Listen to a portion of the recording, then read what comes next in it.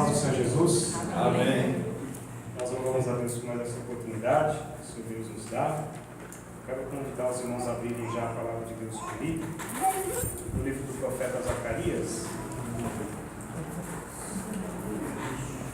capítulo 3.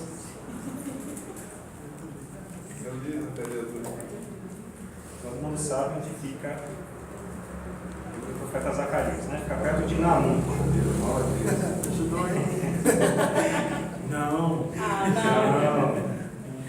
Perto de Sofonias ali. Aquele miolo, né? Do lado de Ageu. Zacarias capítulo 3.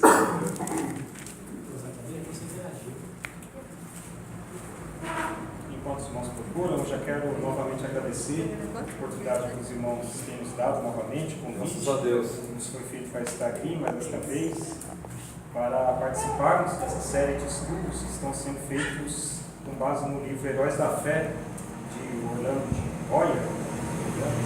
E hoje nós vamos falar sobre John Wesley, que viveu também. Esse pessoal todo viveu mais próximo de nós, né? Século XIV, século XV para cá, né? Somos conhecidos como os homens que marcaram ou ficaram conhecidos, seus nomes na história da igreja, mas vários outros homens também, mulheres, puderam gravar os seus nomes na história da igreja.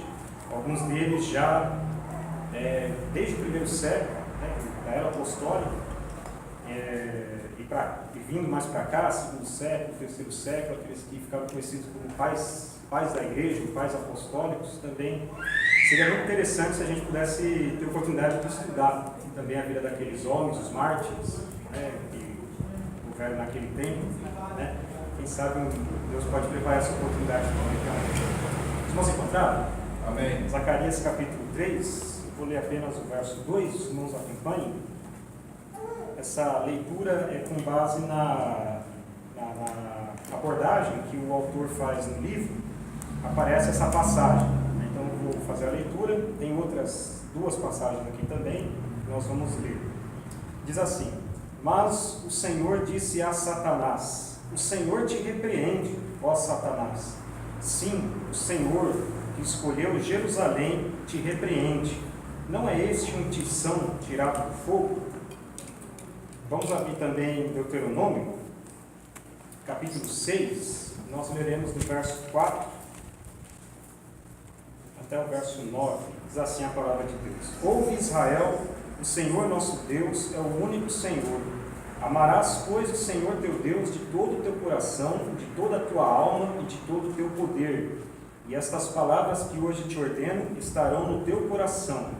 E as intimarás a teus filhos, e delas falarás assentado em tua casa, e andando pelo caminho, e deitando-te e levantando-te.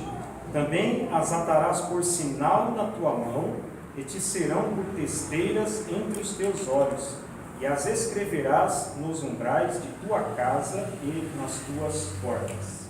Amém? Amém. E a última passagem que eu gostaria de ver com os irmãos está lá na carta do apóstolo Paulo a Tito, capítulo 3, do verso 3 ao verso 8.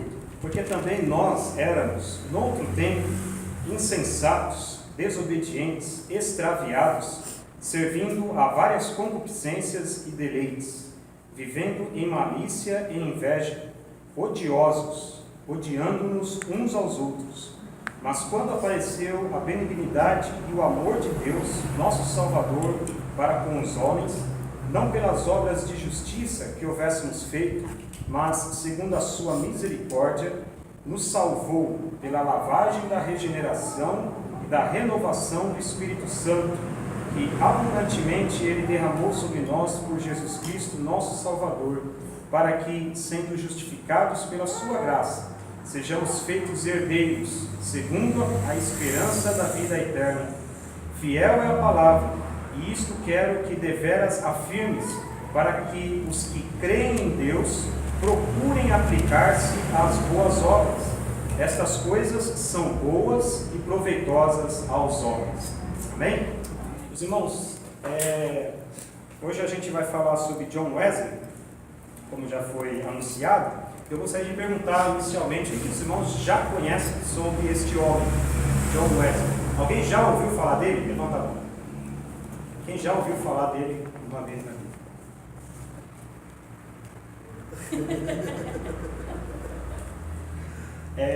Alguém já ouviu falar na igreja metodista? Quem já ouviu falar na igreja metodista? A universidade metodista, né, tem muito trabalho sendo desenvolvido pelos nossos irmãos metodistas. A igreja metodista foi fundada, né, um dos seus fundadores, um grupo, um deles estava junto ali, John Wesley, sobre quem nós vamos falar hoje. Então a gente quer ser não tão objetivo no sentido resumido da palavra, a gente quer trazer uma abordagem o mais completa possível, mas sem cansar muito os irmãos, né? Alguns já têm até lido a respeito dele, o livro Heróis da Fé. Quem já tem o livro Heróis da Fé? Né? Alguns irmãos pensam, está até ali, né? Então, o que falar aqui, o irmão já leu, o irmão, negativo. Não tem toda a liberdade, irmão, levantar e falar, calado. É assim, né? Porque já tem esse pré-conhecimento, é importante para a gente fazer o estudo aqui, né? Que aí os irmãos podem participar. A nossa ideia é dividir o estudo em 3 partes e uma última parte os irmãos complementarem, dizerem, de repente, aquilo que ficou faltando e que chamou a atenção dos irmãos e que gostariam de compartilhar com a gente aqui também, ou dúvidas que existirem. A primeira parte, a gente quer falar um pouquinho da biografia de John Wesley, a partir da abordagem que é trazida no próprio livro Heróis da Fé, né, de Roland Boyer. Ali a gente tem, os irmãos já sabem, né, uma breve biografia de alguns nomes de homens que fazem parte da história da igreja, mas a gente precisa sempre tomar um certo cuidado quando a gente faz a leitura de biografias assim, para a gente não achar que aqueles homens eles estavam numa posição tão superior a nós, né, que nós, né, nunca chegaremos lá, né? Existe uma diferença entre pensar assim e pensar nesses homens como referenciais até, como testemunhas vivas que o próprio Deus preparou para que nós hoje pudéssemos olhar lá para trás e, né, de repente ter mais uma medida para a gente saber como é que a gente está indo. Mas, na verdade, o nosso referencial principal e único é o Senhor Jesus Cristo, né? Então, a gente, quando olha para a vida desses homens, a gente deve considerar as virtudes que eles tiveram, que eles apresentaram na sua vida, mas também lembrar que eles eram tão pecadores quanto cada um de nós.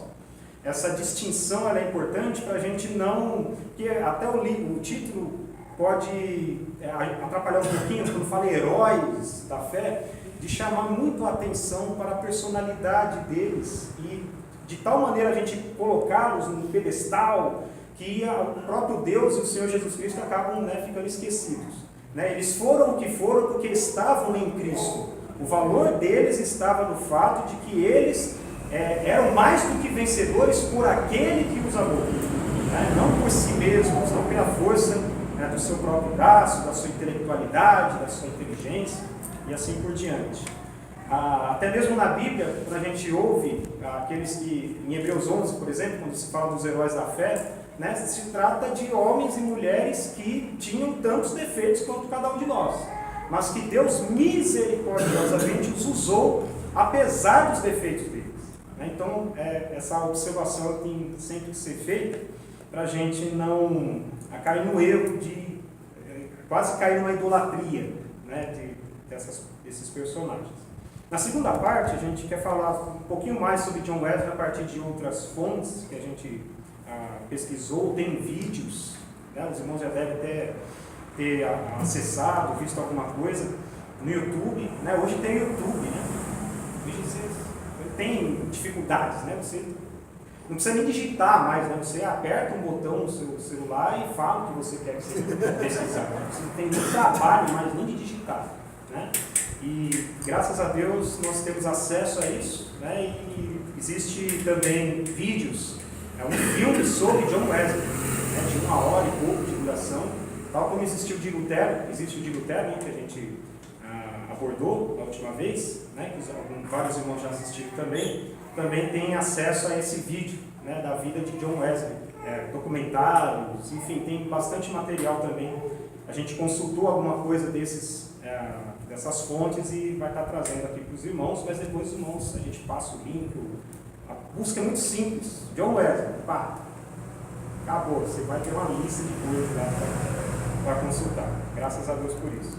E na terceira parte a gente quer trazer aqui algumas citações vindas de John Wesley, conforme a gente encontra num livro chamado Pérolas para a Vida, né? Foi escrito por John Blanchard, eu não conheço muito bem esse autor, mas ele é um livro de 400 e poucas páginas que traz várias citações, de vários homens, várias mulheres da história, alguns anônimos, várias citações. Acho que o Júnior ia amar esse livro, né? Depois eu passando para você, vários irmãos aí, depois que quiserem acessar esse material, realmente bastante interessante, né? E ele traz algumas citações de John Wesley, uma delas não estava no livro, o Júnior ele acabou mandando para mim via WhatsApp e a gente vai estar falando dela aqui também. Então vamos começar na primeira parte sobre a biografia de John Wesley, a partir daquilo que a gente encontra no livro Heróis da Fé. O livro ele começa com um relato de um livramento que aconteceu à família de John Wesley, né? E precisamente ou particularmente na vida do próprio John Wesley, né? Que até nesse instante era uma criança de 5 anos de idade.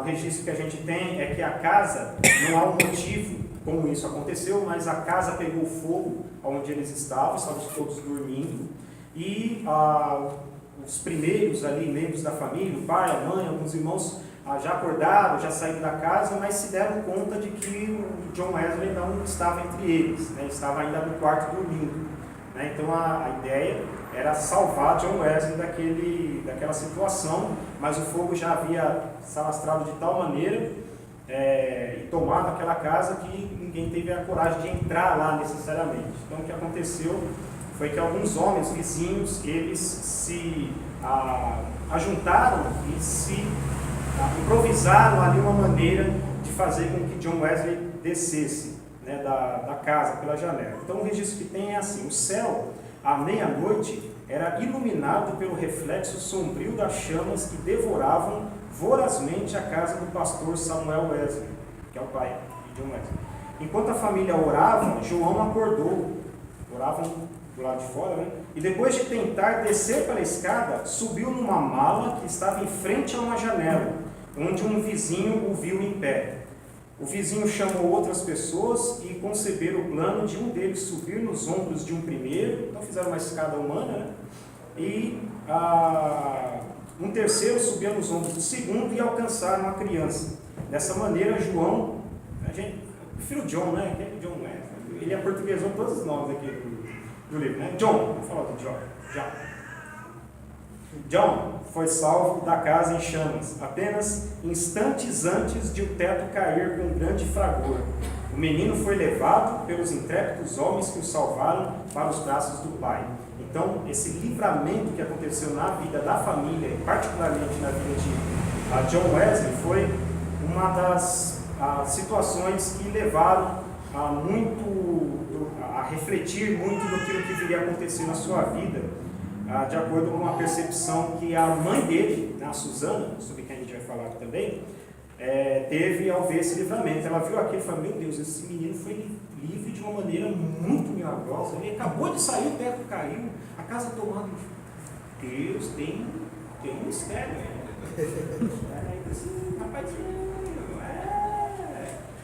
Então, isso preparou de maneira mais fundamental, inicialmente, depois desenvolveu essa visão da mãe dele para o ministério que John Wesley poderia ter no futuro. O pai dele ficou tão feliz que bradou, né? Cheguem, amigos, clamou Samuel Wesley ao receber o filhinho. Ajoelhemos-nos e agradeçamos a Deus. Ele me restituiu todos os meus filhos. Se eu não me engano, eram 19, né, a essa altura. Deixem a casa arder. Os meus recursos são suficientes. 15 minutos depois, casa, livros, documentos, imobiliários não existiam mais. Então foi uma grande perda para essa família em termos materiais, mas a família toda ela foi preservada pelo Senhor e conseguiram depois reaver, né, a sua condição normal aí quanto família. Depois o livro ele já passa a falar da mãe de John Wesley, né? Então é interessante destacar isso daqui. A biografia desse célebre pregador, para ser completa, deve incluir a história de sua mãe, Susana. Isso não somente por causa da instrução que inculcou profundamente aos filhos, mas por causa da direção que deu ao avivamento. É esse nome que o autor usa para identificar ou classificar aquele período que se seguiu após o ministério de John Wesley.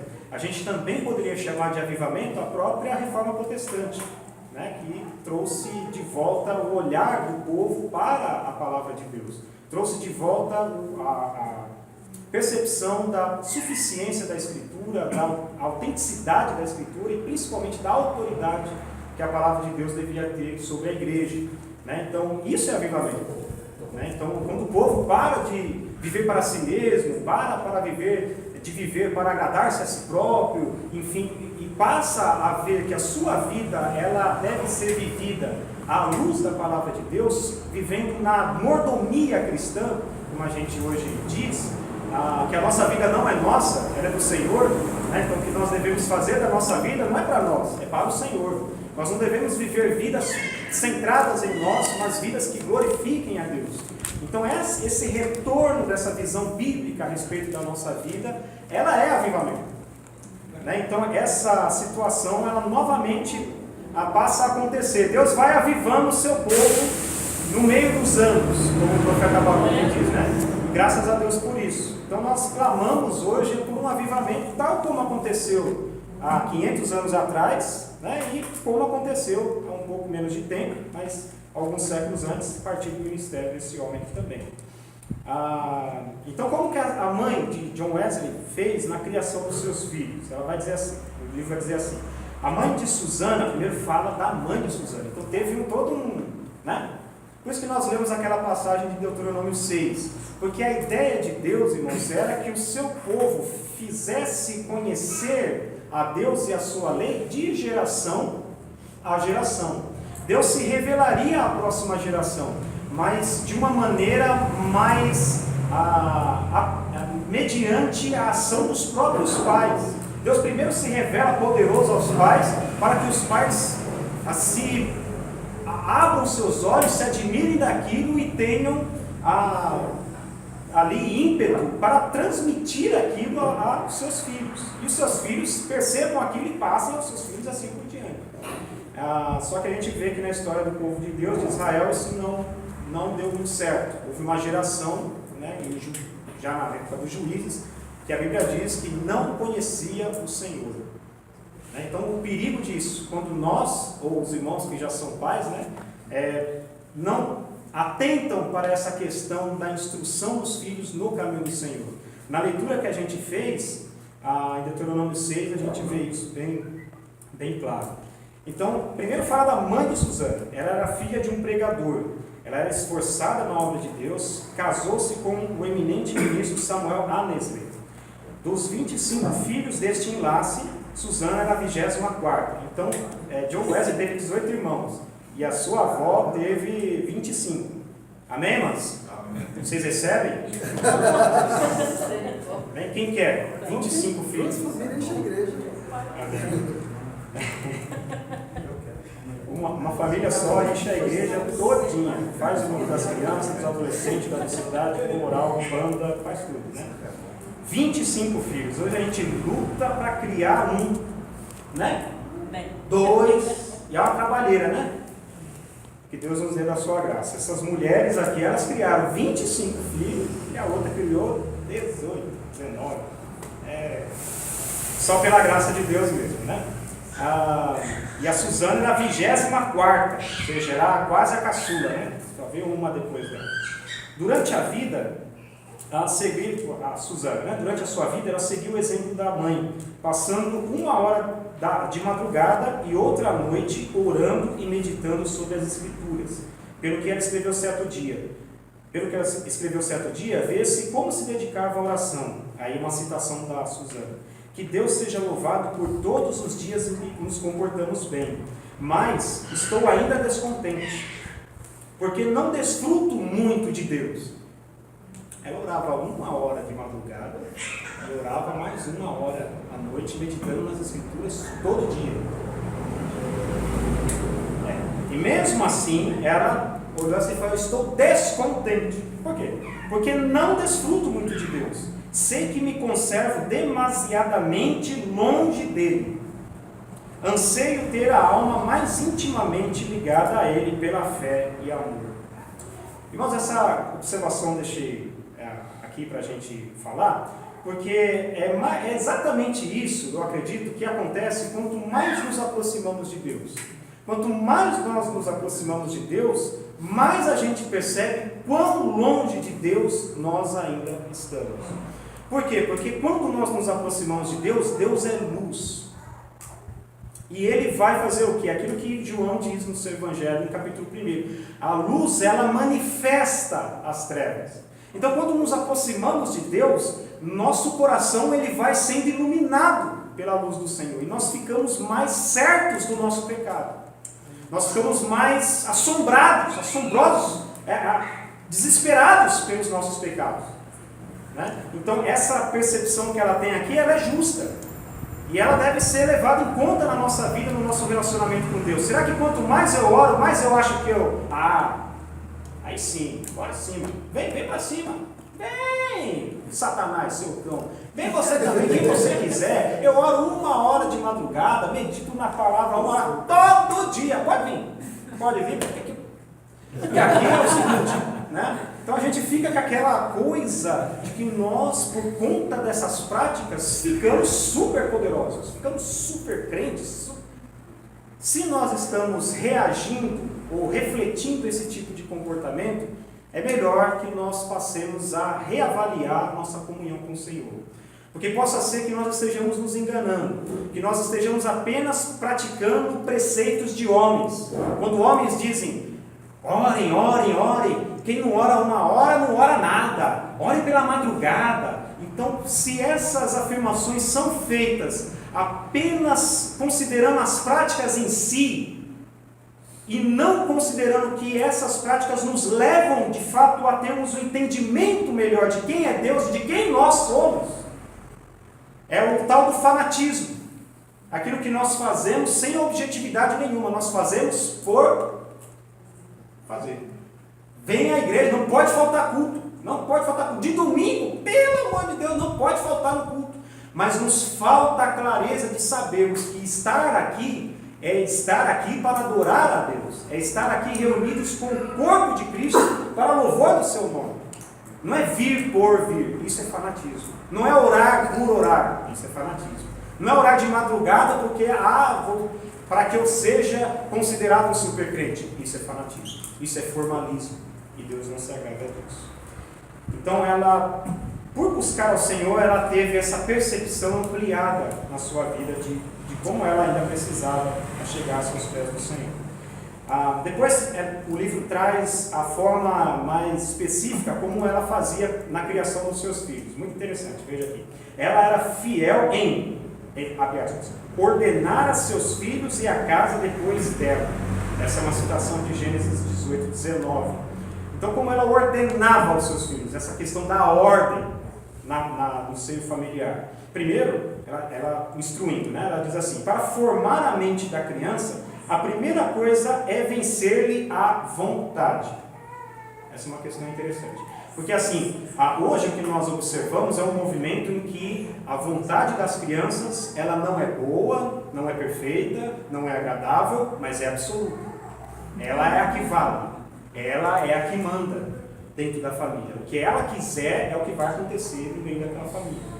Então esse é um movimento completamente contrário sim, da Escritura e de maneira prática, como ela dá o exemplo aqui na criação dos seus filhos, ela não permitia que isso acontecia. A primeira coisa que ela fazia era vencer a vontade da criança. Não é você que manda, não é você que diz o que você tem que fazer. Então esse era um princípio que ela adotava. Segundo, a obra de instruir o intelecto leva tempo e deve ser gradual, conforme a capacidade da criança. Então ela tinha uma sensibilidade de perceber como os seus filhos eles iam aprendendo e de que maneira eles aprendiam melhor. Né? Esse é o grande trunfo, ou o grande objetivo da educação, ou de se ensinar. A gente não deve ensinar para mostrar como ensinar. A gente deve ensinar buscando a melhor maneira que a pessoa tem de aprender aquilo que a gente está ensinando. O objeto do ensino não somos nós que ensinamos, mas aquele que está aprendendo. Né? Então ela já tinha essa clareza. Ela via nos seus filhos em que momento ela poderia avançar na instrução intelectual. Essa também é uma abordagem de Jean Piaget, um estudioso da pedagogia. Né? Ele tem muito disso de acompanhar o processo cognitivo das crianças a partir da sua idade. Né? A experiência que ele fez também foi com seus próprios filhos. Né? Terceiro, mas o subjugar-lhe a vontade deve ser feito de uma vez. Então a instrução intelectual ela é gradativa, ela obedece o estágio intelectual da criança, mas o vencer a vontade é na cara. Isso precisa estar claro para a criança, de acordo com a visão dela, que quem manda ali não é ela. Pode ser qualquer pessoa no mundo, menos ela. E de preferência, claro, o pai e a mãe. É que vão ser aqueles que vão mandar. Mas a criança precisa entender, não é você. Não é você que diz, não é você. Quarto, depois pode-se governar a criança pela razão e piedade dos pais. Isso. Até chegar o tempo de a criança poder também exercer o raciocínio. Então, qual que é a ideia dela? Primeiro, você deixa claro para a criança que a responsabilidade pela vontade não é dela, é sua. Depois você vai instruindo a criança a partir do seu desenvolvimento normal. E depois, e junto com tudo isso, você dá o seu exemplo. Você demonstra a piedade de maneira visível aos seus filhos. Eles precisam saber, o meu pai e a minha mãe são pessoas que oram. O meu pai e a minha mãe são pessoas que leem e meditam na Bíblia. Meu pai e a minha mãe são pessoas que creem em Deus e o obedecem. Elas vão criando essa imagem dos pais, até o ponto em que elas olham para aquilo e dizem, é isso que eu tenho que fazer também. Né? Então, essa pedagogia da irmã Suzana é muito interessante. Né? E deu certo. Né? Poderíamos ser um pouco pragmáticos, vou dizer assim, né? Mas é uma sequência de princípios lógica e instrutiva para nós. Né? É claro que as famílias hoje elas têm várias configurações e problemas e dificuldades, mas há sempre que nós podemos olhar para princípios. Né? É claro que eles podem se adaptar, eles podem, né, assumir uma outra forma, mas a base é aquela. É você. Isso é bíblico, né? Você deixar a criança. A estultícia está ligada ao coração da criança, mas a vara da correção faz o quê? Vai afugentar dela. A vara da correção afugenta a estultícia que está ligada ao coração da criança. Né? Então, esse princípio dela também remete ao ensino da palavra de Deus. Né? Bom, aí na sequência ela justifica por que ela agia assim. Ela acreditava que aquele que poupa a vara aborrece a seu filho. Irmãos, dizer uma coisa dessa, Provérbios 13:24, numa época como a nossa, que a gente não pode, né, pode fazer nada. Eu não sei se os irmãos viram um vídeo há algum tempo que repercutiu no Facebook, até na televisão, na mídia, de uma criança, um rapazinho, né, na diretoria, 30 professoras lá, ele fez, irmão. E ele quis, e ninguém podia encostar nele. Por quê? Porque era uma lei, porque os direitos humanos, porque o estatuto da criança. Agora está assim. Você não pode nem repreender. A pessoa só ficava parada e falava, ai, que coisa feia. E ele, pá, quebrava tudo. Ai, que coisa horrorosa. O que isso resolve? Ai, nossa, que feio. Ele está pouco se lixando se ele é feio, se ele é bonito. Cadê alguém ali que demonstra autoridade Cadê alguém para chamar o pai e a mãe? Ah, a gente você não quer, né? Mas é o seguinte, teu pai está aqui, ó, a mãe também. E aí? E agora? Você vai continuar? E demonstrar autoridade sobre o seu filho. Mas o pensamento dessa irmã, da irmã Suzana, ela refletia o ensino bíblico. Aquele que poupa a vara, ou seja, aquele que evita corrigir o seu filho, aquele que evita trazê-lo para o caminho que ele deve andar, ele aborrece a seu filho, ele odeia o seu filho. Isso é muito difícil de sair da boca de um pai e de uma mãe, dizer assim, eu odeio meu filho, odeio com a minha alma meu filho. Ninguém fala assim, todo mundo fala assim, eu amo meu filho. Tem coraçõezinhos, olha, eu amo meu filho. Eu amo. E a gente posta, e a gente, né? E é uma demonstração externa, realmente, muitas vezes, de um sentimento interno mesmo do pai e da mãe, que ama aquela criança. Mas há o perigo, muitas vezes, de a gente dizer, eu amo meu filho. Eu amo. E dizer de palavra, mas na atitude para com ele, na sua criação, nós demonstrarmos que, na verdade, nós não amamos, nós odiamos o nosso filho, a nossa filha. E isso acontece toda vez que a gente evita corrigir. Depois a gente pesquisando, viu que ela começava sempre com o livro dos Salmos. Né? Com seus filhos, ela abria no Salmo, lá em casa foi com João. Para mim foi João 1,12, o Rafa... João 1,12. 1,12 para nós, né? Foi. Isso. Mas a todos quantos receberam Deus o poder de serem feitos filhos de Deus, aos que creem no seu nome. Todo dia. Esse era o nosso versículo, né? O texto áureo da nossa criação. Teve outras passagens também, mas nenhuma como essa daí. Essa aí a gente não esquece mais. E o hino também. O meu era o 400. Em Jesus se vem tocada. E o do Rafa era o 126. 126. Isso. No sim, Jesus. Amém. Tão bom lembrar dessas coisas. É muito bom. Chega. Né? Então, ela tinha essa preocupação em já introduzir desde cedo seus filhos na leitura da palavra de Deus. Não era qualquer leitura, não era um caderninho de pintar só, né? Você ficar lá, uma coisa somente lúdica, né? Que não, né? Tem o seu valor, não é que não presta, né? Joga no lixo, não é assim, tem o seu valor, mas quanto fruto poderia ser gerado se nós, ao lado disso, e em primeiro lugar, introduzíssemos já o ensino da palavra de Deus, dos louvores a Deus, né?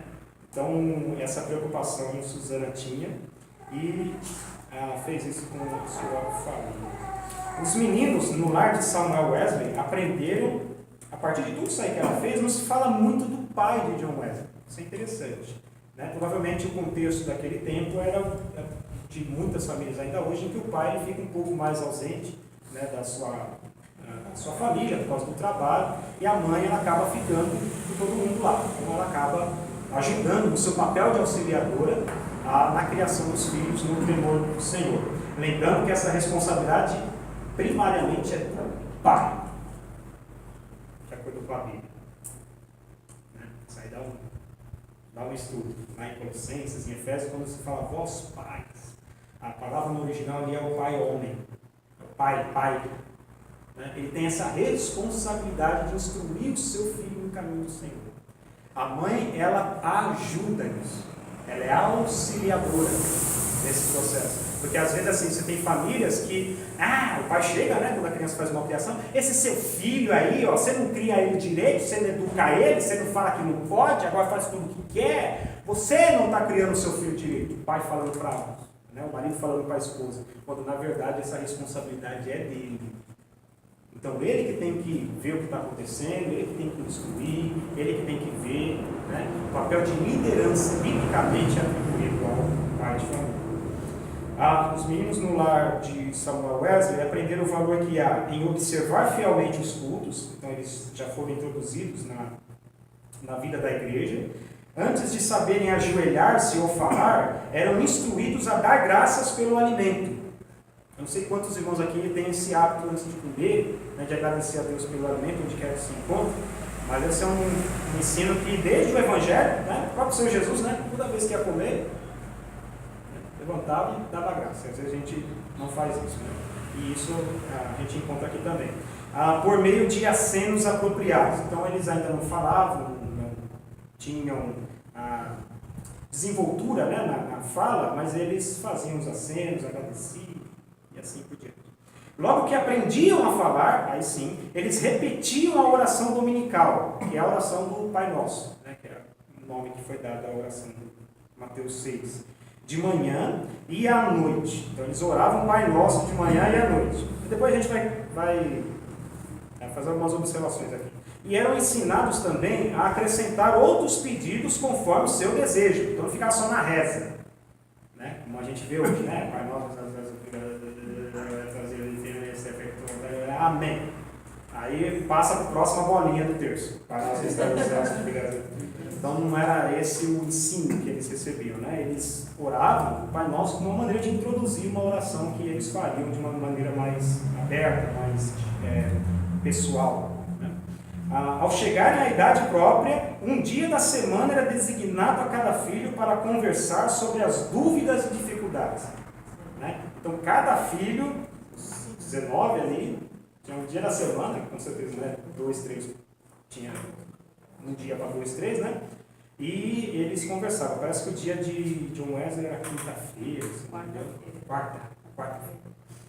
Obrigado. Então, ela fazia essa forma. Veja, irmãos, como eles eram criados de uma maneira metodológica. Tá? Lembrando dos metodistas. Então, tem a sua raiz todinha é em cima de métodos. Então, eles oravam de manhã e à noite, Pai Nosso. Eles tinham um dia na semana para conversar sobre suas dificuldades. Então tudo tinha um rigor, né, sobre isso daí. Isso é interessante. A gente, de uma maneira geral, é um pouco indisciplinado quanto a isso. É um pouco, né? Não deu. Então talvez esse cuidado em trazer a coisa um pouco mais para dentro da ordem da disciplina, né? Talvez nunca vai chegar, né? Aqui a gente está falando de ingleses também, né? Ingleses, desde sempre, eles são, né? Então Big Ben enorme lá, dizendo pá, tá hora. Né? Então eles, por cultura, né? Culturalmente eles já têm essa vantagem, vamos colocar assim. Mas seria interessante se a gente conseguisse trazer alguma coisa para a nossa vida também. João Wesley, 20 anos depois de sair da casa paterna, disse à sua mãe: em muitas coisas a senhora tem intercedido por mim. Então a gente vê um reconhecimento de John Wesley e tem prevalecido. Então a senhora intercedeu e prevaleceu na sua oração a meu favor. Quem sabe se agora também na intercessão para que eu renuncie inteiramente o mundo terá bom êxito? Sem dúvida, será tão eficaz para corrigir o meu coração como era então para formar o meu caráter. Então ele reconhece esse valor da oração da mãe na sua vida, né, e que de fato tem poder, a oração um certo adágio, né? Mães de joelhos, filhos de pé. Né? Isso faz muito sentido também, fez muito sentido na vida dessa família, né, e faz mesmo. Né? E ele reconhece que ela poderia agora, nessa altura da vida que ele estava, né, com quase 30 anos, corrigir o coração dele como era, da mesma forma como ela moldou o caráter dele enquanto criança. Então eles tinham um relacionamento muito abençoado. Note que esse cuidado dela não fez com que os seus filhos, né, criassem, né, ojeriza, desprezassem a oração, a palavra de Deus, etc. Eles acabaram criando um vínculo muito forte por causa disso. Né? Adam Clarke, é um estudioso, né? Ele escreveu uma vez sobre a família de John Wesley: nunca li, nem ouvi falar de uma família, não conheço e nem existe outra, desde os dias de Abraão, Sara, de José e Maria de Nazaré, a qual a raça humana deve tanto. Então esse registro que foi feito por um pessoal estudioso mais próximo àquele período, em que percebeu o impacto que teve a atuação daquela família naquela sociedade até os dias de hoje. John Wesley ele foi admitido a participar da ceia com a idade de 8 anos. 8 anos ele já tomava a Santa Ceia. Aí, mas pode? Ai, Jesus. Vamos pular. Nunca se omitia o culto doméstico do programa do dia.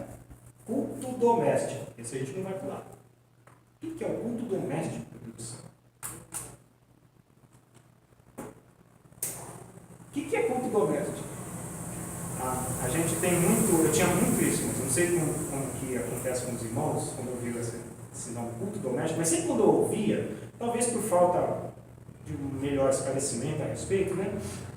Que culto doméstico era assim, você tinha que fazer um culto na sua casa e tinha que ter grupo das irmãs, tinha que ter mocidade, tinha que ter varões, tinha que ter coral, 3 hinos da harpa, todos os grupos vão cantar um hino, alguém vai dar saudação, ou 2, vão contar o testemunho, vai ser um culto em casa de 2 horas, em que todos os departamentos vão ter oportunidade para louvar em casa. Então, sempre quando falava em culto doméstico, eu pensava, aquele culto que acontece na igreja, acontecendo em casa. Então, a casa deveria estar lotada de gente, eu não entendia isso. Meu Deus! Então, eu fui criando, né, um certo receio. Nós não tínhamos em casa um culto doméstico dentro dos moldes de um culto doméstico, como a gente diria, mas era um culto doméstico. A mamãe sentava a gente lá, cantava com a gente, lia a palavra com a gente, e era isso. E eu não sabia que era isso. Eu achava que o culto doméstico tinha que ter um pastor, 3 presbíteros. Toda a estrutura da igreja tinha que ter dentro de casa. Mas o que a gente tem que observar é que realmente não é nada disso. O culto doméstico não é isso. É uma coisa bem mais simples e que faz toda a diferença.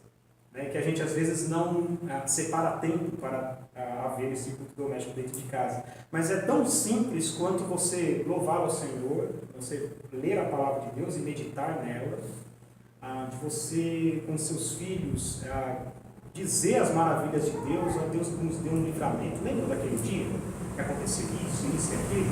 Então isso aí foi Deus. Deus é bom, Deus é fiel na nossa vida. Na escola, aconteceu alguma coisa? Aí o filho conta o que aconteceu na escola, enfim, você tem aquele momento de interação, oram, e amém. Não é uma coisa assim, que tem que ter 2 horas de interação. Pregador quem vai ser o pregador do culto doméstico de hoje? Vai ser o Cláudio. Vamos convidar o Cláudio para ser o pregador do culto doméstico. Não é necessário se convidar alguém de fora, escrever uma carta, paz de Cristo Jesus, nós, fazemos uso desta para convidar o excelentíssimo pastor.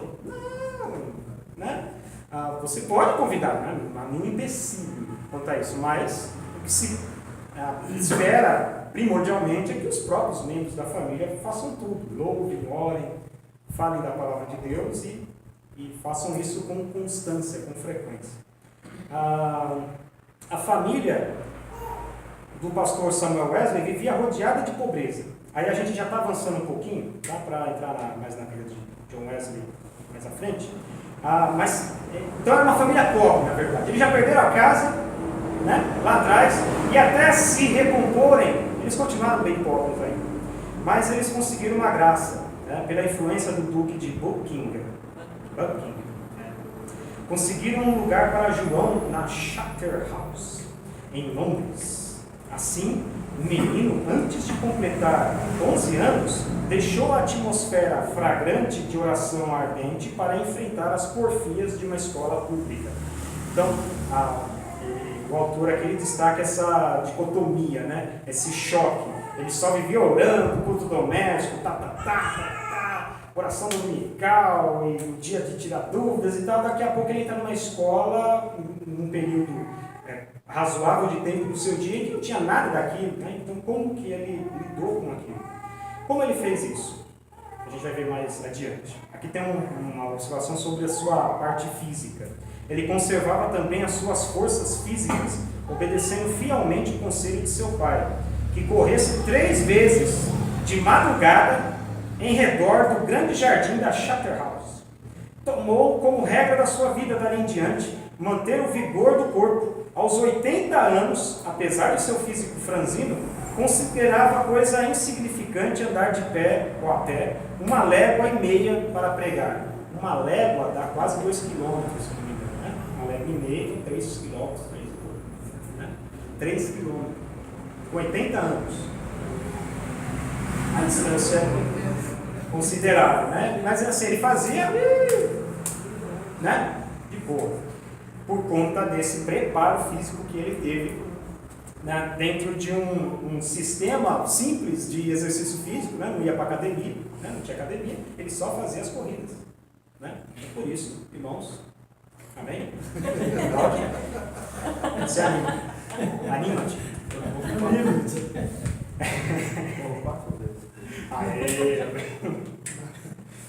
Graças ao Davi, né? Graças a Deus.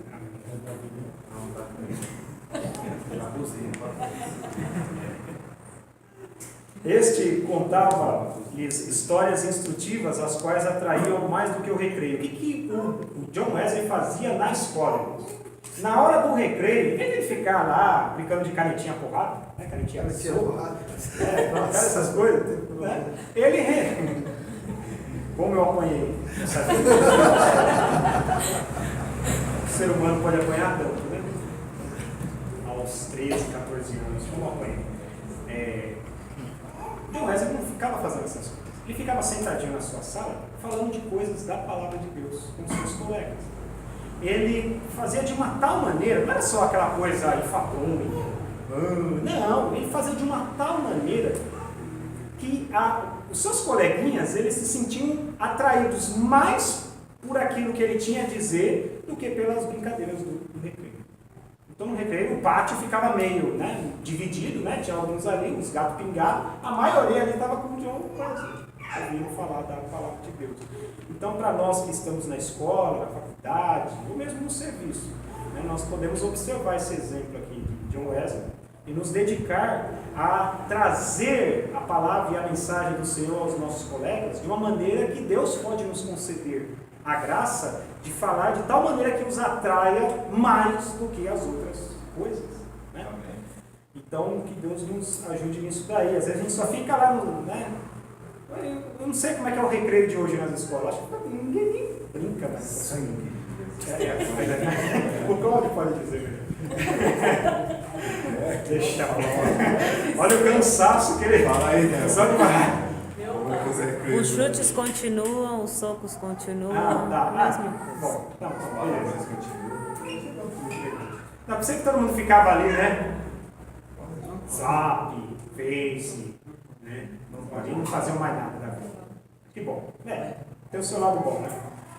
Acerca deste tempo, John Wesley escreveu: eu participava de várias coisas que reconhecia como sendo pecado, embora não fossem escandalosas aos olhos do mundo. Então ele tinha uma certa sensibilidade a esse respeito. Mas ele tinha um pequeno porém. Contudo, continuei a ler as Escrituras e a orar de manhã e à noite. Baseava a minha salvação sobre os seguintes pontos. Aí que entra um certo desvio na vida de John Wesley, mas ele era novo. Não me considerava tão perverso como o próximo. Essa é uma coisa, irmãos, que nós somos tentados a fazer o tempo todo. Não, eu tenho os pecados. Não, eu reconheço. Quem não tem? Mas fulano, fulano é terrível. E o Beltrano? Não, eu reconheço. Não, às vezes eu falo, mas ele é terrível. Ele tem que ir para o inferno. Não. Então, às vezes, a gente é tentado constantemente a criar essa imagem supervalorizada de nós mesmos em detrimento dos outros. Irmãos, qualquer pessoa aqui dentro, ao lado de um bandido, é um santo. Ao lado de um estuprador, é quase Jesus Cristo. Qualquer um de nós aqui. Isso é inquestionável. Mas a nossa referência, segundo a palavra de Deus, não é nos compararmos ao pecador, tal como nós. É nos compararmos a Cristo. É nós olharmos para a nossa vida e olharmos para Cristo. E a gente vê quem está melhor. Né? A nossa referência não pode ser o nosso próximo. Nós temos que orar por ele, ajudá-lo, ter cuidado com os pecados dele. Né? Existe uma adagem também que diz que o sábio ele aprende com o erro dos outros. Né? Então, se o teu próximo peca, erra, olha para o teu coração. olha para os teus caminhos. Né? Esse era um problema que também acontecia nas igrejas no tempo de Paulo. Ele teve que orientar os irmãos a respeito disso aí. O seu irmão, se ele está de pé ou cai, o Senhor é poderoso para o firmar. Né? Mas você não deve ficar olhando com um olhar de destruição, de condenação, de que ele está pior que você. Né? Então essa visão John Wesley tinha no seu coração. Por causa da... Esse foi um desvio, apesar da sua instrução assim, consistente, vamos colocar assim, na sua infância. Ele saiu. Isso fez com que ele desenvolvesse esse pensamento de que ele era uma pessoa muito melhor do que várias outras. Né? Então esse pensamento não deve existir na nossa vida. Segundo, no que ele baseava a sua salvação? Isso daí, primeiro. Segundo, conservava a inclinação de ser religioso, ou seja, de ter práticas religiosas na sua vida, orar, ler a Bíblia. Terceiro, lia a Bíblia, assistia aos cultos e fazia a oração. Se ele fizesse, porque ele fazia isso, ele se considerava salvo. Depois de estudar 6 anos na Charterhouse, Wesley cursou em Oxford, tornando-se proficiente no latim, grego, hebraico e francês. A gente nem português. Mas seu interesse principal não era o intelecto. Não era. Imagina se fosse, né? Mas não era. Não era. Pelo que nós encontramos no livro. Sobre esse assunto ele escreveu, citação dele: comecei a reconhecer que a religião verdadeira tem a sua fonte no coração. A luz do Evangelho começou a dar umas faiscadas. Reservei 2 horas todos os dias para ficar sozinho com Deus. A mãe de Susana era assim, né? Era uma hora madrugada, e esse negócio de 2 horas para oração, irmãos, quanto tempo a gente ora no nosso dia a dia? Participava da ceia do Senhor de 8 em 8 dias. A gente é uma vez no mês, né? Guardei-me de todo o pecado, quer de palavras, quer de atos. Assim, na base das boas obras que eu praticava, eu me considerava um bom crente. Né? Então ele avaliava: olha, o que eu faço? Eu faço isso, aqui. Então eu sou um bom cristão, sou uma pessoa boa. Né? Qual o problema disso? Qual o problema disso? Eu já vou dizer agora, que corre o risco de não dar tempo. Mas o risco está, irmãos, em nós atribuirmos o valor da nossa salvação, que é mais precioso do que o ouro, do que a prata refinada no fogo. Não foi por prata nem ouro que fomos resgatados da nossa vã maneira de viver, mas sim pelo sangue precioso de Cristo, como de um cordeiro imaculado. A gente pode fazer todas essas coisas, irmãos, mas não são essas coisas que deverão dizer para nós: estou bem, sou um bom crente, sou melhor que o outro, ou sou salvo. Por quê? Porque faço essas coisas. Né? Não, mas é o inverso disso. É porque nós somos salvos, nós temos condições de fazer essas coisas. No caso de John Wesley, ainda a gente percebe que ele fazia isso um pouco ainda por formalismo, um pouco ainda por aquela criação que ele recebeu da sua família. Né? Então ele fazia meio que no automático isso. Minha mãe orava 2 horas, eu vou orar. Percebe essa relação? Então ele levou um certo tempo. Alguns diziam que ele era um cabeça dura para entender as coisas, apesar da sua inteligência, mas essa questão particular, realmente, ele demorou um pouco para sair dessa questão de é porque eu faço essas coisas que eu sou salvo. Demorou um pouco para sair disso daí. Segundo, enquanto estudava, aí vem, irmãos, já avançando mais na sua vida, enquanto estudava em Oxford, ajuntava-se ali um pequeno grupo dos estudantes. Saiu da Charterhouse, foi para uma outra escola em Oxford, e ele montou ali um grupinho que se chamou o Clube Santo. Esse nome não aparece no livro, mas tem nas outras fontes, a gente encontrou esse nome para o grupo que eles criaram. Né? E nesse grupo estava nada mais, nada menos, né? Assim, tem John Wesley, Charles Wesley, seu irmão, e George Whitefield, né? Que vai ser o próximo, né? Vai ser tratado aqui, vários outros, né? Pessoas bastante abençoadas. Né? Então esse era o grupinho santo, o Clube Santo. Né? Interessante o nome, né? Clube Santo. Por que eles usaram esse nome? É importante a gente não... essa coisa de a tal coisa santa acabou adquirindo um aspecto meio pejorativo hoje, né? Os santinhos, o santarrão.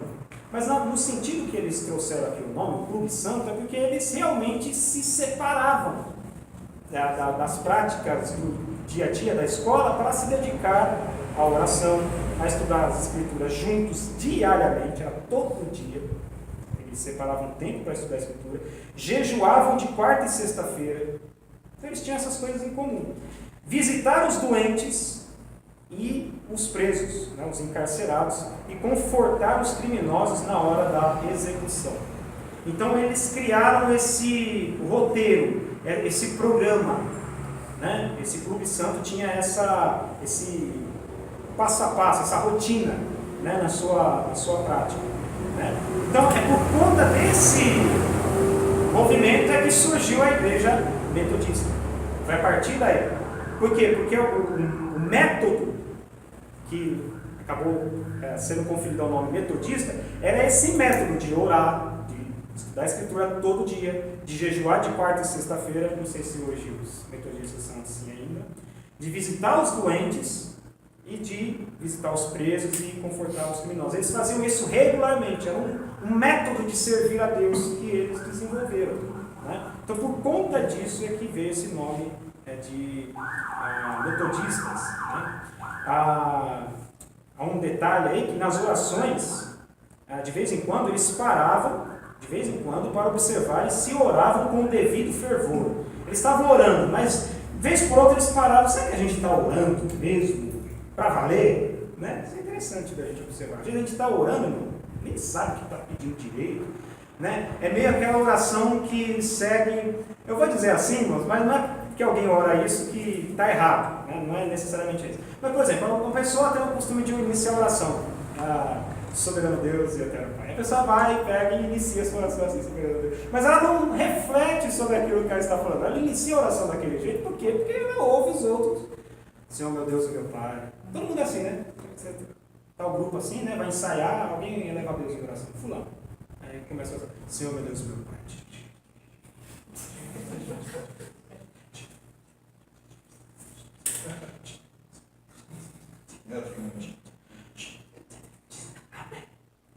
Amém. Então, assim, às vezes a gente precisa ter um certo cuidado. Não, está errado? Não, por favor, não entenda mal. Mas a questão é assim, você sabe o que você está fazendo? Você está refletindo sobre cada palavra que você está dizendo ali? A oração do Pai Nosso que o Senhor Jesus ensinou. Muita gente ora, faz a oração do Pai Nosso da forma como está ali. É proibido? Não. Mas a gente é convidado a perceber o que está sendo dito ali. Quando eu digo Pai Nosso, o que eu quero dizer com isso? Que está nos céus, o que eu quero dizer com isso? Santificado seja o teu nome. O que eu quero dizer com isso? Venha a nós o teu reino. O que isso significa? Certo? Então é uma maneira mais analítica da gente observar a nossa própria oração. Isso quando a gente não ora já meio baleado, né? Está com todo troncho, né? Sono, Senhor, abençoa os meus pecados, perdoa Satanás. A gente ora de um jeito assim, né? Isso é claro, às vezes é resultado meramente do cansaço. Mas talvez então nessa ocasião seja melhor a gente orar um pouco menos, descansar bem e depois orar melhor. A gente orar de uma maneira, orar com entendimento. Não é isso que o apóstolo Paulo nos ensina? Orarei com o Espírito, mas eu vou orar com entendimento, entendendo o que eu estou fazendo, o que eu estou orando. Então, Jesus, isso já aconteceu tanto, você está ajoelhado ali. Né? 2 da manhã, você acha que perdeu o sono, aí você é Deus me acordando para orar, né? Então vamos orar. Aí você ainda não está bem acordado, aí você ora tudo errado, aí depois você acaba dormindo mesmo, aí quando acorda o joelho tudo doente. Não sei se os irmãos já passaram por isso, mas é assim mesmo. Então a gente precisa tentar rever, de repente, as nossas orações e ver, mesmo que não seja nessa situação específica, mas enquanto oramos, eu eu tenho consciência do que eu estou orando, eu sei o que eu estou pedindo, ou só simplesmente liguei o piloto automático, estou repetindo orações que eu já ouvi alguém fazer. Né? Naquele tempo, sentia-se a influência de John Wesley em muitas partes das Américas, e chegou pertinho da gente. E hoje ainda é sentida. Contudo, passou menos de 2 anos nesse continente e isso durou o período da sua vida, quando se achava perturbado por causa de dúvidas. Há uma discussão do que seriam essas dúvidas que ele teve enquanto esteve na América. A abordagem do livro é que essas dúvidas se referiam ao fato de que ele não se sentia verdadeiramente salvo. Essas dúvidas eram quanto à sua conversão, se ele de fato era uma pessoa convertida, apesar de toda a criação que ele teve nos caminhos do Senhor, pela sua mãe, de tudo que ele já orou, leu na Escritura, o Clube Santo, ele olhou e falou assim, será que eu sou uma pessoa realmente convertida? Então ele teve esse conflito dentro dele, será que eu sou salvo? Será que eu sou um filho de Deus, de fato? Né? Então ele faltou, ou talvez tenha faltado nele, a convicção de pecado. É um termo que vai aparecer, que aparece bastante no livro, né, Heróis da Fé, né, e tem um sentido bem profundo isso daí. Ou outros dizem que essas dúvidas eram com relação a uma doutrina específica, viu aquela doutrina e ficou encafifado. Como assim? Deus, ele permite que uma pessoa nasça para ir ao céu e ele permite que outra pessoa nasça para ir ao inferno. Como que é isso? Então era essa abordagem que era feita em alguns ciclos dentro do cristianismo naquele tempo, que traziam essa abordagem sobre a predestinação e que ele olhou aquilo e ficou um pouco confuso com aquilo. É mais provável que tenha sido a primeira causa, era de fato a questão da sua conversão, se ele era de fato uma pessoa salva. Ele tinha muitas dúvidas quanto a isso, e a gente vai ver isso melhor mais para frente. Mas essa questão da doutrina da predestinação é interessante, a gente vai falar um pouco. Aí, na Geórgia, acabando, já está acabando a primeira parte, a segunda é mais rapidinha. Mas só dizer assim, né, que na Geórgia, no país da América, a população inteira fluía à igreja para ouvir a sua pregação, então ele teve muito sucesso, vamos colocar assim, o que hoje a gente entende, né, por sucesso, ministerial. Ele pregava e o povo vinha ouvir o que ele tinha a dizer. Então, quem olhava para aquilo dizia, não, realmente, esse pregador é uma bênção, né? Nós diríamos assim, né? A influência de seus sermões foi tal que depois de 10 dias, uma sala de baile ficou quase inteiramente abandonada. Então, os bailinhos, balada, ninguém queria saber, né? Para poder vir à igreja, ouvir a pregação de John Wesley. Faz 2 anos e 4 meses que deixei a minha terra natal para pregar Cristo aos índios da Geórgia, esse é um relato dele. Entretanto, o que eu cheguei a saber, por isso que isso aqui justifica o primeiro motivo das dúvidas dele. O que ele chegou a saber enquanto ele estava evangelizando os índios na América? Eu vim a saber o que eu menos esperava. Fui à América converter outros, mas nunca fora realmente convertido a Deus. Então ele chegou a essa conclusão. Eu estou pregando o evangelho para que as pessoas se convertam, mas se eu olho para mim mesmo, eu não me vejo uma pessoa convertida. Que coisa tremenda, irmãos. Quando a gente tem um conceito tão elevado sobre nós mesmos, né? Eu sou uma pessoa, né, 10, eu sou um salvo, nunca nos veio essa, será que eu sou de fato? Essa angústia. Não, nós temos angústia quando os bens faltam, quando o dinheiro falta. É essa angústia que a gente tem no coração. A gente não tem angústia de saber, de fato, se nós somos filhos de Deus. Se verdadeiramente o Espírito Santo que habita em nós testifica com o nosso Espírito que nós somos filhos de Deus. Né? Talvez essa preocupação não nos tenha, né, aparecido, né, nunca na vida. Então isso é motivo de nos preocuparmos. Né? Isso preocupou John Wesley em um certo ponto da sua vida. Depois de voltar, isso o angustiou bastante. Depois de voltar à Inglaterra, ele estava na América, John Wesley começou a servir a Deus com a fé de um filho, e não mais com a fé de um simples servo. Essa colocação que o autor faz. Acerca desse assunto, eis o que ele escreveu. Preste atenção. Não reconhecia que esta fé era dada instantaneamente. Essa é a palavra. O que é a conversão? A conversão é o ato de você nascer de novo. O ato de você passar das trevas para a sua maravilhosa luz. Então isso é um ato que acontece de maneira... Isso é um milagre. Isso é um milagre. A gente... o que é um milagre? É o cego ver, é o coxo andar. Isso aqui é de fato um milagre, porque alguém ser salva da sua condição de pecado e corrupção para uma situação de salva, de liberta, de filha de Deus. Então isso é um milagre da conversão. Então, é isso que ele diz aqui. Não reconhecia que esta fé era dada instantaneamente, que o homem podia sair das trevas para a luz imediatamente. E sempre achava que tinha que fazer alguma coisa. Do pecado e da miséria para a justiça e gozo do Espírito Santo. Ele não sabia disso. Examinei de novo as Escrituras sobre este ponto, especialmente Atos dos Apóstolos. Então foi o livro de Atos, que ajudou ele. Fiquei grandemente surpreendido ao ver quase que somente conversões instantâneas.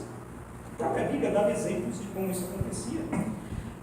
Quase nenhuma tão demorada como a de Saulo de Tarso. Desde então começou a sentir mais e mais fome e sede de justiça, a justiça de Deus pela fé. Esse exemplo de Saulo de Tarso ele pode ser discutível, porque quando ele cai no chão, e vê o Senhor, ele já fala: quem é esse Senhor? Então a gente já vê sinais de conversão no apóstolo Paulo também instantaneamente. Mas ele traz aqui como se Paulo tivesse demorado um pouco mais. Pessoalmente, eu acho que Paulo também, ele viu o Senhor Jesus, ele já foi convertido ali. Ele já chamou Jesus de Senhor e tal. Obedeceu, fez tudo que o Senhor mandou. Então eu acho que já aconteceu ali. Deixa eu ver até onde a gente pode... Isso, já está. Apesar de enfrentar a apatia espiritual quase geral nos crentes, a par de uma onda de devassidão e crimes no país inteiro, multidões de 5 a 20 mil afluíam para ouvir os seus sermões. Então, isso para confirmar como era poderosa, a forma como Deus havia usado a vida deste homem. Não é de admirar que centenas de pecadores gemessem, gritassem e caíssem no chão como mortos, quando o Espírito Santo os levava a sentir a presença de Deus. Veja bem, eles caíram no chão. Porque a gente tem um registro histórico de pessoas que, no meio do culto, da pregação, por exemplo, elas caíram no chão. Hoje a gente vê coisas acontecendo por aí, principalmente no meio neopentecostal. O irmão está lá pregando, daqui a pouco vem um assim e chama: vem cá, irmão, Deus tem uma obra na sua vida. Aí nisso a pessoa dá um mortal para trás assim e cai. Ou ele está lá no culto do Benihim, e aí o Benihim está lá. Irmãos, essa última vez que ele veio aí no evento da plenitude, ele veio aí esses dias, e ele explicando que ele aprendeu, ele entendeu onde se encontra o ponto de conexão entre a ação do Espírito de Deus e como isso age na nossa mente. Ele explicou o fenômeno que ele trouxe ali. Irmãos, a pergunta é: cadê o livro, o capítulo e o versículo que dá base para essa prática? A pergunta é essa. Ele explicou que tem um ponto de conexão entre o Espírito Santo. Então, quando ele começa a cantar lá,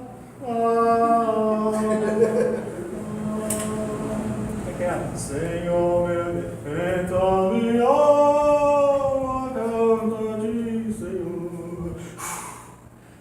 Nesse ponto que ele cantou essa parte do hino e que ele chamou a pessoa e as pessoas caem no chão. Irmãos, a questão é: qual é a validade? Qual é o grande valor dessas coisas? Para que isso serve, no final das contas? Aqui nós vemos pessoas que, aqui diz, que caíram no chão, como mortos. Mas por quê? Porque elas eram pecadoras que estavam gemendo, gritando, como mortos, quando o Espírito Santo os levava a sentir a presença de Deus e do seu pecado. Elas caíam em aquebrantamento, elas caíam em humilhação. Não porque alguém soprou, não porque o terno, porque o lenço de R$100, R$1.000. Jesus. Multidões de perdidos assim tornavam-se novas criaturas em Cristo Jesus. Nos cultos de John Wesley, muitas vezes os ouvintes eram levados às alturas de amor, gozo e admiração, e assim por diante. Ele teve perseguição também, e a gente vai finalizar essa parte aqui. Mas a perseguição da parte da igreja decadente era a sua maior cruz. Então ele teve perseguição dos de dentro. Foram denunciados eles, John Wesley, Charles Wesley, seu irmão, foram denunciados como falsos profetas, paroleiros, ou seja, ficam tagarelando, falando qualquer coisa que não tem valor, ou fofoqueiros até, impostores arrogantes, homens destros na astúcia espiritual. Eu achei esses vocábulos muito. Homens destros na astúcia espiritual, ou seja, manipuladores da fé dos outros, fanáticos e assim por diante. Então ele teve essa oposição. Qual a causa de tão grande oposição? Entre os crentes da igreja dormente, alegava-se que eram as suas pregações sobre a justificação pela fé e a santificação. Por que ele era perseguido? Porque o povo daquele período, eles estavam muito habituados a ouvirem sermões que massageavam o seu ego.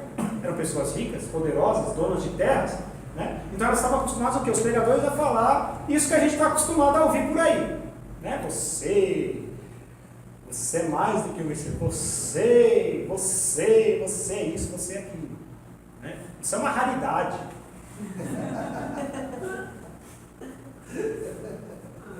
Irmãos, raridade é Cristo.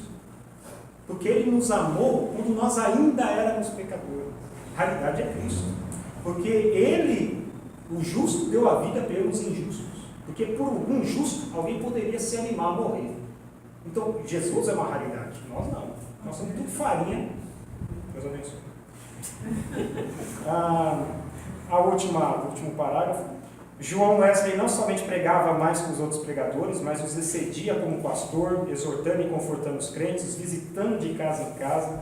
Nas suas viagens andava tanto a cavalo como a pé, ora em dias ensolarados, ora sob chuvas, ora em temporais de neve, Inglaterra. Durante os 54 anos do seu ministério, Deus nos dê essa graça, andou em média mais de 7.000 quilômetros por ano. 54 vezes 7.000, alguém faz a conta aí, para alcançar os pontos de pregação. Esse homenzinho que andava 7.000 quilômetros por ano ainda tinha tempo para a vida literária. Leu não menos que 1.200 tomos. Meu pai. A maior parte enquanto andava a cavalo. É a mesma coisa do ônibus hoje, né? Como é que ele conseguia? Como que um homem, a maior parte enquanto andava a cavalo. Ele escreveu uma gramática hebraica, outra de latim e ainda outra de francês e inglês. Serviu durante muitos anos como redator de um jornal de 56 páginas. Naquele tempo você tinha os sermões, eles eram escritos às vezes de maneira condensada para que pudessem ser trazidos nos jornais que circulavam naquele período. O dicionário completo que compilou da língua inglesa era muito popular. Dicionário, ele fez um dicionário. E seu comentário sobre o Novo Testamento ainda tem grande circulação. Comentário sobre o Novo Testamento. Revisou e republicou uma biblioteca de 50 volumes, reduzindo-a para 30 volumes. O livro que escreveu sobre a filosofia natural. Meu Deus. Teve grande aceitação entre o ministério. Filosofia. Compilou uma obra de 4 volumes sobre a história da igreja. A gente considerou lá os pais apostólicos. Escreveu e publicou um livro sobre a história de Roma, meu pai. E outro sobre o da Inglaterra. Jesus. Preparou e publicou 3 volumes sobre medicina. Gente. E 6 sobre música para os cultos. Ele não era músico, mas seu irmão era. Então, a partir das informações que eles trocavam, depois da sua experiência em Fetter Lane, ele e seu irmão Carlos escreveram e publicaram 54 hinários, conjuntos de hinos. A gente tem hinário que é a arca cristã. Pensa 54 harpas cristãs com diferentes hinos, cada meu pai. Disse que ao todo escreveu mais de 230 livros. Meu pai. Amém. E assim vai. E aí ele morreu, e assim, foi uma glória no seu velório, enfim, considerava a oração uma coisa mais importante da sua vida. Perto de morrer, ele diz: as nuvens destilam a gordura, sua alma saltou de alegria com a antecipação das glórias do lar eterno, exclamou: o melhor de tudo é que Deus está conosco. Ele fez tudo isso aqui, mas o melhor de tudo não é ele ter deixado tudo isso aqui para mim, não. O melhor de tudo é que Deus está conosco. Então essa é a primeira parte. A segunda parte tem a ver com uma relação doutrinária que houve entre ele e George Whitefield, né? Vai ser, acho que, melhor tratado na semana que vem, quando for falar desse homem. Mas isso tudo, o que eu gostaria de destacar, irmãos, é que esses dois grandes homens de Deus, eles tinham visões divergentes quanto a uma questão, um ponto doutrinário em comum. Mas em momento nenhum esses homens, eles se flagelavam um ao outro, condenavam um ao outro, o seu pensamento vai te levar para o inferno. Não chegava ao ponto da condenação mútua, mas eles de tal maneira se tratavam que uma das frases que eu não sei qual dos dois disse, mas diz assim: é muito misterioso como Deus pode fazer com que ele e eu, que servimos a ele, tenhamos visões tão diferentes a respeito desse ponto. Mas ele é o meu irmão. Ele é o meu irmão. Ele se colocava ao lado de George Whitefield e vice-versa, né? Não como opositores do Evangelho, um de um lado, não, mas como irmãos, que tinham uma divergência quanto a um ponto doutrinário comum, né? Que eles, com suas argumentações, vão tentar sustentar os seus pontos. Mas isso não deve ser algo que os colocasse um contra o outro como indivíduos, como servos de Deus.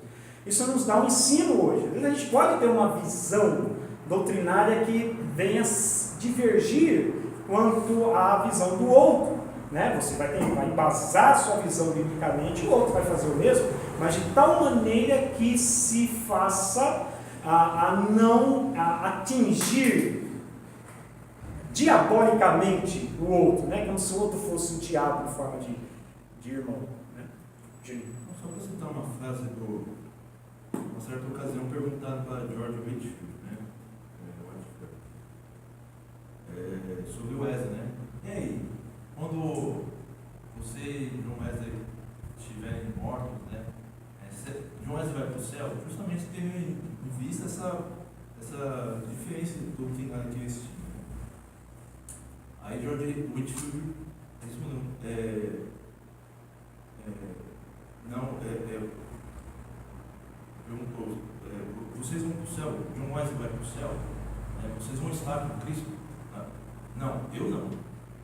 Ele vai estar tão perto de Cristo, né? Eu vou estar tão longe, né? Que isso vai ser evidência de que, mostrando com essa resposta, que John Wesley era de fato um homem de Deus. Ele admirava muito esse homem, apesar das diferenças que ele tinha. Ele falou: eu vou ver ele muito mais perto de Cristo do que eu vou estar perto. Acho que é assim: se você acha que você verá John Wesley no céu, né? Ele diz assim: não, eu acho que não, porque eu acho que ele vai estar tão perto de Cristo e eu tão longe, né, que vai ser meio impossível de eu chegar lá e ver John Wesley, né? Então, realmente, esse respeito cristão, esse amor fraterno que eles tinham uns para com os outros, eles não são inimigos, eles são irmãos, eles devem amar-se um ao outro, né? Então tem um artigo, irmãos, muito bacana sobre isso daí, como eles se tratavam, né? É coisa assim de encher os olhos, né? Como pessoas que pensavam tão diferente, eles se tratavam de maneira tão, né, respeitosa, tão abençoada, tão, né, amorosa, né? John Wesley, ele era o que nós chamaríamos, passou a ser, depois de um período da sua vida, um pastor itinerante, como nós diríamos hoje. Uma frase famosa dele é: o mundo é a minha paróquia, ou seja, a minha igreja, a minha capela, né? Seria o espaço físico dele, era o mundo. Ele pregava, foi um dos pregadores ao ar livre que teve naquele período. Por quê? Porque nesse período não era permitido pregar fora da igreja. Aí ele defendia isso, inclusive, né? Não se pode pregar fora da igreja. Mas aí Deus fez a obra que ele, né, pregou também fora da igreja. Por que não? Cristo pregou fora da igreja, né? E assim por diante. Tem vários argumentos sobre isso daí. Suas pregações eram pouco populares, pois comparavam os membros das igrejas às prostitutas e bêbados em termos de pecado. Então ele dizia assim nas suas pregações: vocês são tão pecadores quanto prostitutas e bêbados. Eles ficavam, né? Você viu? Ele falou. Aí os pastores que convidavam John Wesley para pregar, quando ele falava uma coisa dessa, ele olhava para a igreja. Quando se os irmãos forem assistir o filme, vocês vão ver essa parte, né? Aí os pastores enxotavam John Wesley para a igreja. Falavam: você é um louco, você viu o que você falou? Eu sempre te considerei, e olha o que você faz, vai embora daqui. E era assim, irmãos, porque ele falava, pegava a Bíblia, justificação pela fé. Vocês são pecadores, vocês precisam da graça de Deus. Então você vê como que era a obscuridade espiritual daquele tempo também, né? Seu irmão Charles Wesley, acho que não fala de Charles Wesley nos Heróis da Fé, né? Não, né? Que pega. Mas ele transformava em canções os sermões do seu irmão. Coisa linda. Ele não tinha, irmão, isso é uma coisa que a gente precisa destacar. E já para terminar. John Wesley, ele tinha a sua vocação para pregar. Ele vai pregar. Ele escreveu, a gente já falou, né? Sermões e sermões e sermões, e pregava, e as multidões. Esse era o ministério, a vocação para a qual Deus o havia chamado. Charles Wesley, seu irmão, não tinha essa vocação. E ele percebeu isso. Alguns quiseram fazer de Charles Wesley um ministro também, né? Que ele fosse um pregador e tal. Só que ele não deu certo nisso. Ele deu certo na música. Ele fez vários inários, né? E sempre ele ouvia aqueles trechos do seu irmão, né? E já pensava numa melodia para ele. Pá, pá. Tanto que na noite em que John Wesley ele se sentiu, vamos colocar assim, o Espírito Santo testificou com o Espírito dele que ele era o Filho de Deus, ele chegou em casa, abraçou o seu irmão, Charles, e eles começaram a cantar um hino que Charles havia composto, né? Baseado em um dos sermões de John Wesley, né?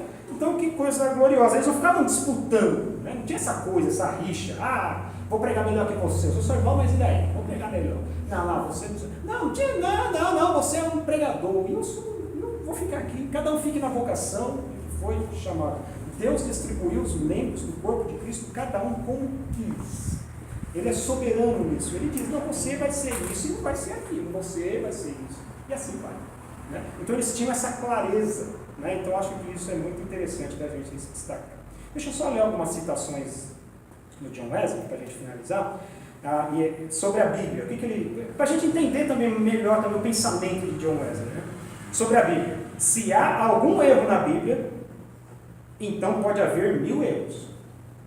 Ou a Bíblia não tem erro, ela tem um errinho lá. Se ela tem esse errinho, ela tem 1000. É esse o pensamento dele. Se há uma falsidade sequer naquele livro, ele não proveio do Deus da verdade. Então ele cria piamente na inerrância da Escritura, né? Outra, todo conhecimento que você deseja ter está em um único livro, a Bíblia. Ele leu vários livros, mas um conhecimento que vale para você é o conhecimento que está em um único livro, a Bíblia. Outra, quero conhecer uma coisa, o caminho para o céu. O próprio Deus dignou-se a ensinar o caminho, e ele o escreveu em um livro. Dá-me esse livro a qualquer preço, dá-me o livro de Deus. Então ele tinha realmente esse apreço pela Escritura. Sou fanático pela Bíblia. Isso é interessante para a gente pensar. Mas no sentido assim, ele era fissurado, né? Eu a sigo em todas as coisas, tanto pequenas como grandes. Esse também era um pensamento puritano que a gente estudou lá atrás, né? Sobre a criação dos filhos. Ele trouxe muito desse pensamento puritano também, na sua abordagem. Outra, faça todo o bem que puder, aí já era na prática do bem, de todas as formas, a todas as pessoas, enquanto for possível. Faça todo o bem que você puder. Isso aí também tem base no Gálatas, né? Paulo diz sobre isso daí também. Se eu deixar mais de 10 libras, vocês e toda a humanidade serão testemunhas de que vivi e morri como ladrão e bandido. Ou seja, ele tinha um desapego imenso pelas riquezas. Em uma das falas dele, ele demonstra isso daí. Olha, não tem nem 10 libras, pode procurar lá. Se eu tiver, porque eu roubei. Então, como não tenho, porque eu não roubei. Ou seja, ele não tinha essa gana por riqueza. Outra, quando tenho um pouco de dinheiro, essa é interessante.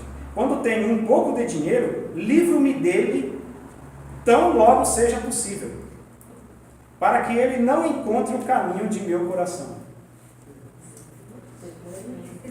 Interessante isso daqui. Né? Não que ele era um gastador, inveterado, né? Ele não podia ver uma promoção da Dafit e já queria comprar. Não, era nesse sentido. Mas ele percebia que se ele tivesse dinheiro, ele poderia querer mais dinheiro, mais dinheiro, mais dinheiro. Então era contra isso que ele se preocupava. Né? Então quando ele tinha dinheiro, ele fazia alguma coisa com ele. Ou comprava alguma coisa, ou dava para alguém, ou enfim. Né? Ele procurava fazer isso daí. Mas a preocupação dele não era gastar necessariamente, mas que o dinheiro não encontrasse, o amor ao dinheiro, não encontrasse caminho no seu coração. Outro, sem o Espírito de Deus não podemos fazer nada. Então não era que ele ia. A não ser acrescentar pecado sobre pecado. O que a gente faz sem o Espírito de Deus? Acrescentar pecado sobre pecado. Peca, peca, peca. Era essa percepção que ele tinha da ação do Espírito Santo. Sem ele a gente não faz nada e ainda só peca. Outra, desejo ter sempre diante de meus olhos tanto o céu como o inferno. Meu Deus! Enquanto permaneço no istmo da vida, entre dois oceanos sem praias. Isso é muito poético. Mas a ideia dele é aquilo que muitos cristãos, você serve a Deus porque você quer ir para o céu, ou você serve a Deus porque você tem medo do inferno? E aí, irmãos? O que vocês acham? Nós devemos servir a Deus para ir para o céu, ou por medo do inferno?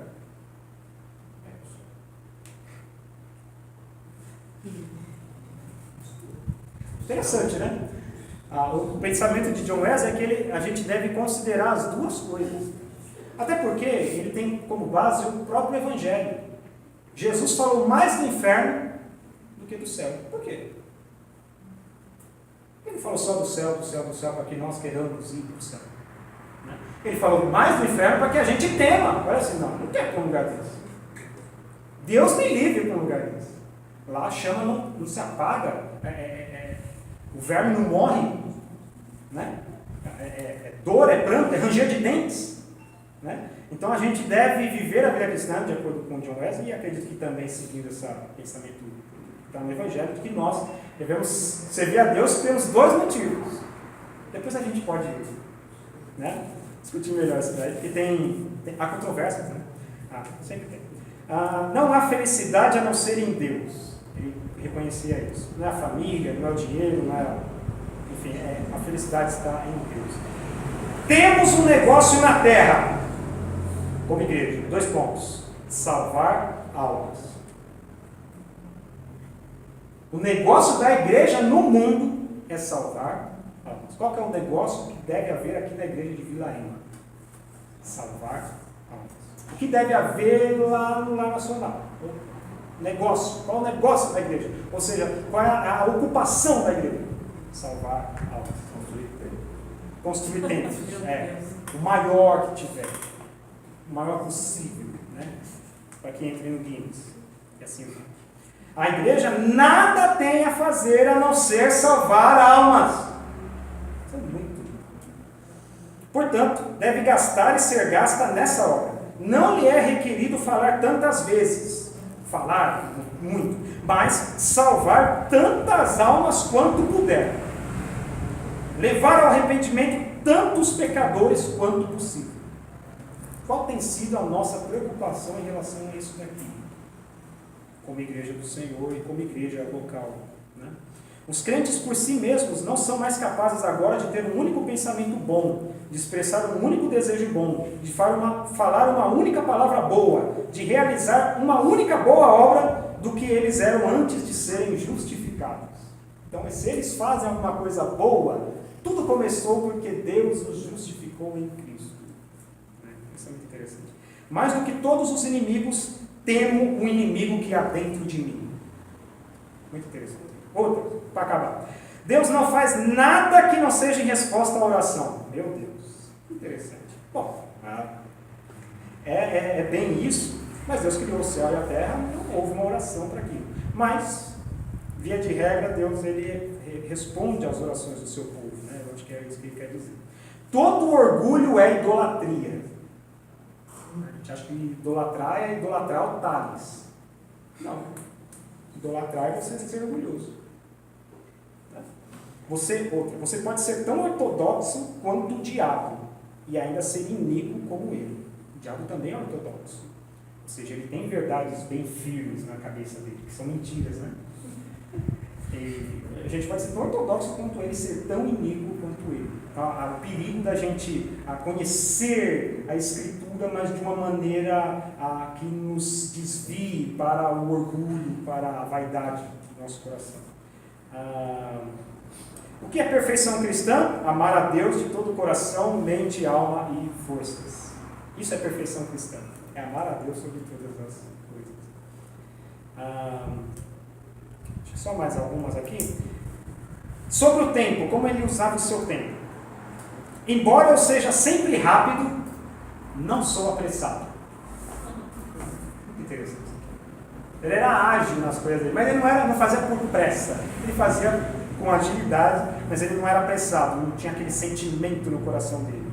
Quando ele fala de preocupações, não ouso atormentar-me ou preocupar-me tanto quanto não ouso maldizer e jurar. Ou seja, o mesmo cuidado que ele tinha em não fazer essas coisas, maldizer e reclamar, ele tinha para não ficar preocupado já de início. E por fim, porque eu acordo às 4 da manhã, é porque eu não admito que um pássaro louve a Deus antes de mim.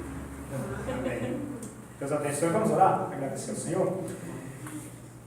Senhor nosso Deus, nós te damos graças porque tens falado conosco ao nosso coração.